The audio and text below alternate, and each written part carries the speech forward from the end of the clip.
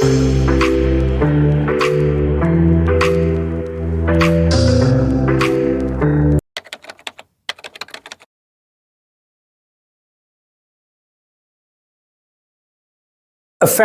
Immediately. आज तक हमने ये वर्ड सुना था बार बार कि इफेक्टिव इमीडिएटली, लेकिन आज ये चीज हम होते हुए देख रहे हैं। यूके गवर्नमेंट ने ये चीज अनाउंस की है कि 10th ऑफ फरवरी 2025 के बाद ऐसे वो तमाम लोग जो यूके में इलीगल एंटर हुए थे या वो किसी भी वजह से बगैर वीजे के यूके में आए थे, उनको यूके नेशनैलिटी नहीं दी जाएगी, सिटीजनशिप नहीं दी जाएगी। ऐसी वो तमाम बातें जिन वजह से आपको ये सिटीजनशिप नहीं मिल सकती।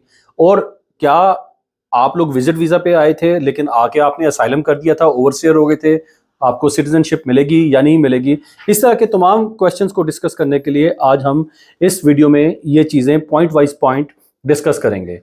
First of all, my name is Roman Tabassum और मैं यूके इमिग्रेशन लॉयर हूँ और मैं हमेशा कोशिश करता हूँ कि आपको ऐसी इंफॉर्मेशन दी जाए जिससे आपको फ़ायदा हो सके।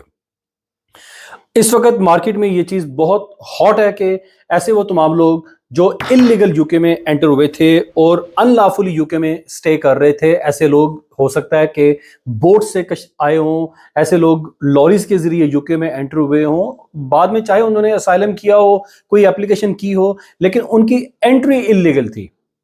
अब एंट्री अगर आपकी इलीगल थी, किसी फेक पासपोर्ट पे आप यूके में एंटर हुए, बाद में आपको असाइलम चाहे मिल भी गया है, लेकिन at the end of the 5 year और 10 ईयर आप जिस भी रूट पे जाते हैं, जब आप यूके सिटीजनशिप के लिए अप्लाई करेंगे तो आपको सिटीजनशिप नहीं दी जाएगी।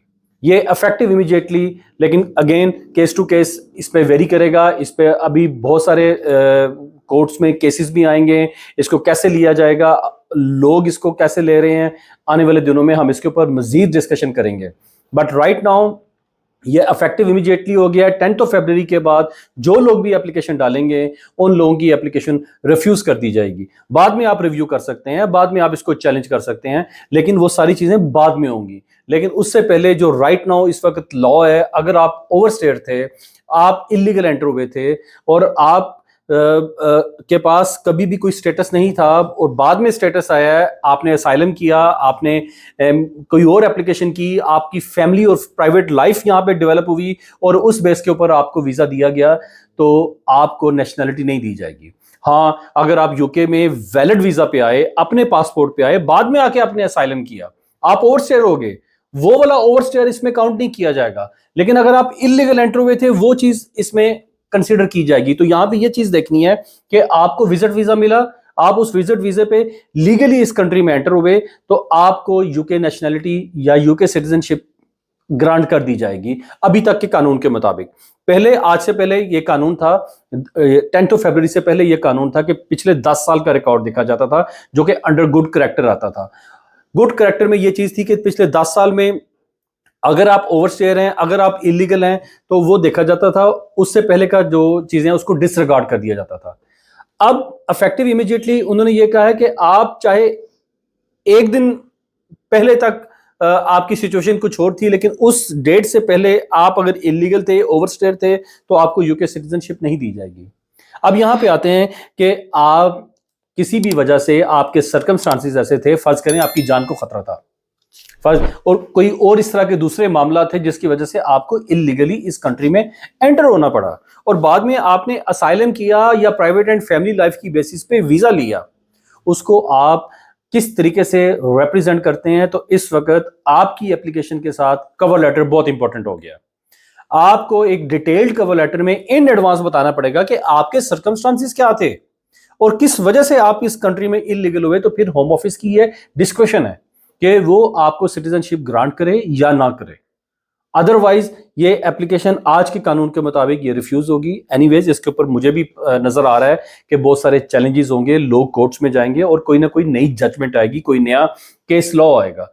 जब भी वो कोई नया केस लॉ आएगा, कोई ऐसी जजमेंट आएगी, मैं कोशिश करूंगा कि आपके साथ शेयर करूं।